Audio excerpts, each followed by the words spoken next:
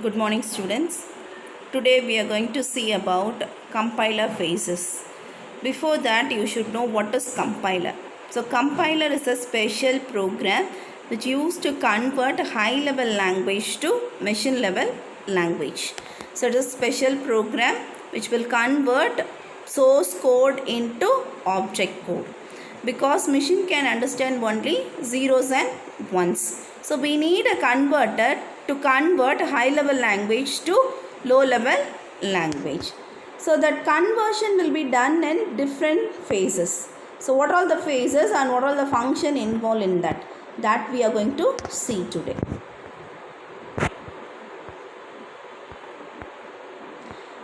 So the compiler structure. So we are having a different phases in a compiler. So the source code will be given for each phase, and in each phase the source code will be converted into different forms. So we are having 6 phases: lexical analysis, syntax analysis, semantic analysis, intermediate code generation, code optimization, code generation. We will see each one in detail. So the source program will undergo for all these phases. In each phase, the source code will be converted from one form to another form. So during that conversion, if you are having any errors, that will be handled by the error handler. And information needed for the source program will be taken from the symbol table. So first 3 phases are called as analysis phase, and the next 3 phases are called as synthesis phase. So the source program will convert it as a target program by doing all these 6 phases. So first phase is called as lexical analysis. So it is also called as scanning. What it will do means the source code will be scanned, and that will convert a stream of characters. This stream of characters are called as tokens. How these tokens are formed, that will be based on the lexemes and patterns. So lexeme is a matching pattern for the given token. This pattern will specify rules for the lexeme. So tokens are divided into lexeme. For that lexeme, we need to have the rules that will be given by the pattern. Can you understand?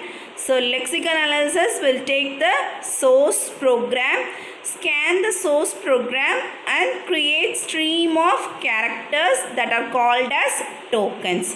For creating the tokens, we need lexeme. Lexeme is nothing but matching pattern. That pattern will define the rules for grouping the string, that is a group of characters. So once we have generated the token, that will be stored in a symbol table. So here I have given an example for that lexemes and token. So take the example, C is equal to A plus B star 5. Here the lexemes and tokens are given in a table. C is an identifier, then equal to is an operator, plus is a additional symbol, B is an identifier, then star is a multiplication symbol, and 5 is the number. So this is an example for what is lexeme and tokens.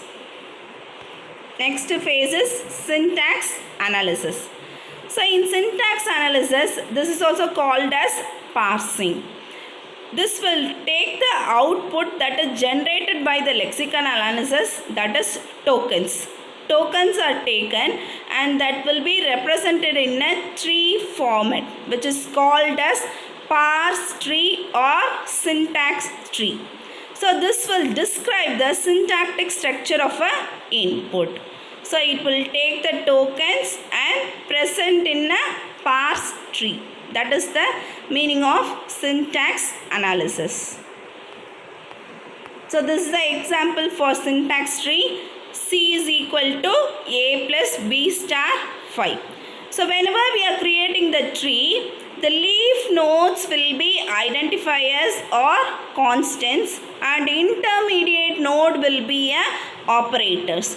Keep that in mind, that leaf nodes will have that numbers or that is constants, numbers, constants, variables that are placed in leaf nodes, and in intermediate nodes we will have that operators.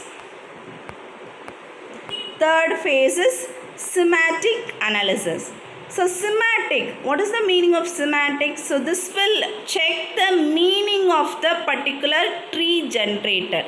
The parse tree structure will be given by this syntax analysis. The meaning of that syntax analysis will be taken care by this semantic analysis. Whether all the variables are having the type, corresponding type. So type checking will be taken care by this semantic analysis. So here the 5. So 5 is the integer. So it will specify whether need to convert integer to float. So the actual meaning of the conversion and the syntax is correct. That will be verified by the semantic analysis. Next phase is intermediate code generation. So this intermediate code generation, the source code will be represented in an intermediate format.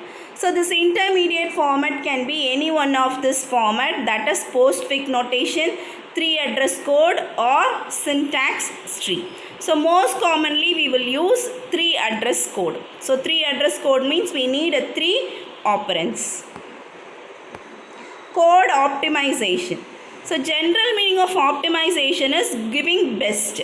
So this code optimization will check in the source program any redundant code is represented or any variable is declared but not it is used. So these conditions will be checked and the source code will be optimized to give the fast response.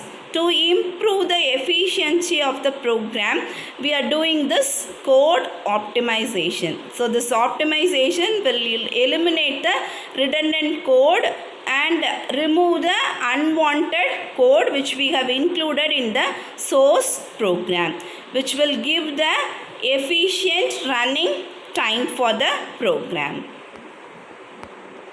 So last one, code generation. So this code generation is the final phase of that compiler, and this will provide the actual object code which will run directly by the machine. So while code generation, this will generate register and what all the memory is needed for storing the data, and it will give the correct references for the data, define the data type. So all will be taken care by this code generation. So this code generation will provide the actual binary data which is directly run by the machine. So this will allocate register and allocate memory space for the data, and it will run the final object program. Thank you.